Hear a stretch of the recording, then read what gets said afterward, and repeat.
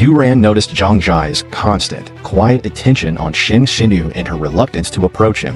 Wanting to help her, he offered to bridge the gap, but Zhang Jia adamantly refused, insisting he keep her feelings a secret. She even agreed to be at his beck and call, leading Gu Ran to revel in his newfound leverage, demanding drinks and massages for his sore arms after shot put practice. Zhang Jia reluctantly complied, accusing him of blackmail.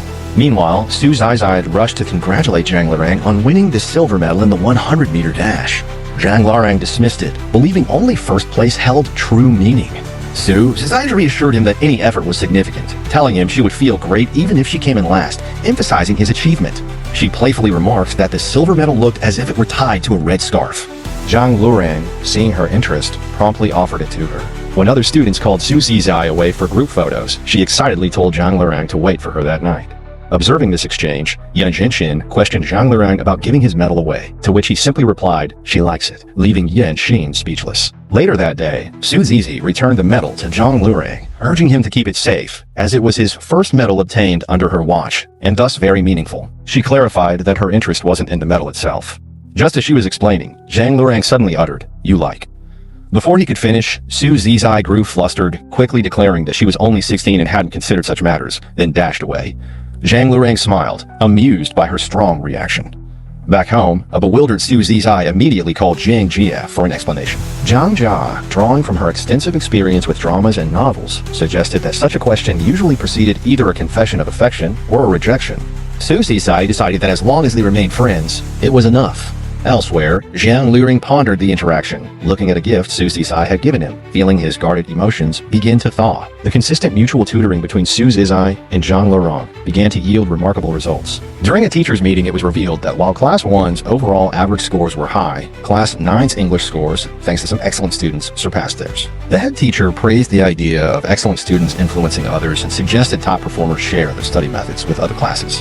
He highlighted Su Zizi from their class, whose math scores had significantly improved since forming a study group with Class 1's Zhang Lurang. Similarly, Zhang Lurang's English score had jumped from 80 to 100 with Su Zizai's help. It was decided that the highest scores in single subjects from the last monthly exam would lead study experience sharing sessions in other classes using the last 2 periods of the day.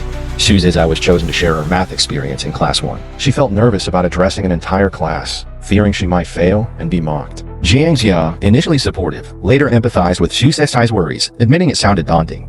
Nevertheless, Su Zizai went to Class 1 and delivered a successful session.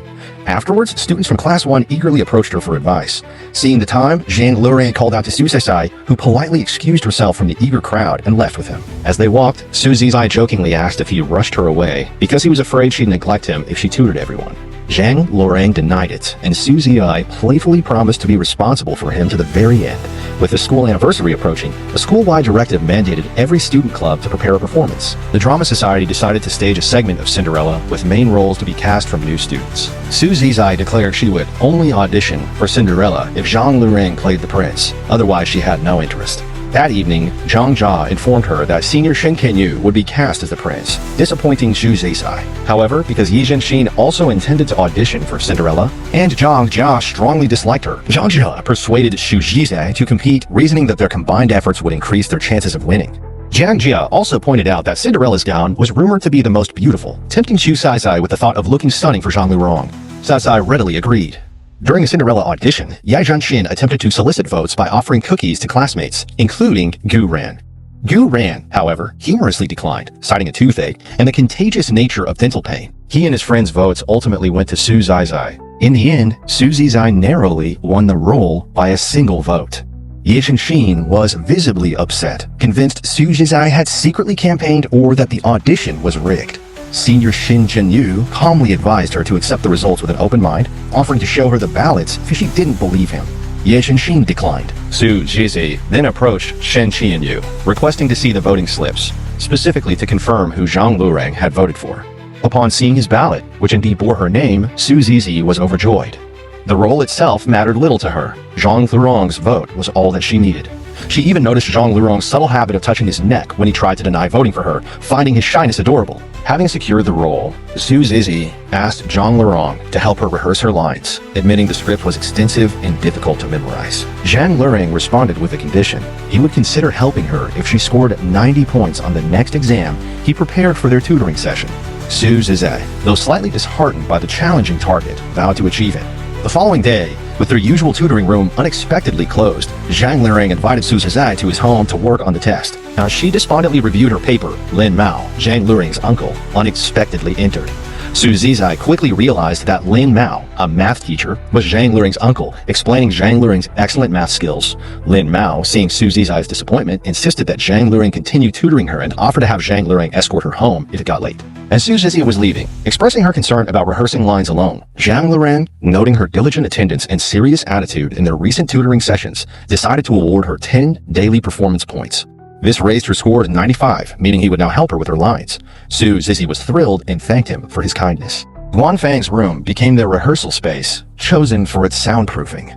As Zhang Liring and Su Zizai practiced the pivotal invitation to dance scene, they received coaching from their classmates to infuse more emotion into Zhang Liring's delivery. Guanfang, playing a stepsister, questioned historical details, prompting Zhang Liring to tell him to practice his own lines. Guanfang then dramatically rehearsed his evil stepsister lines, complete with exaggerated movements.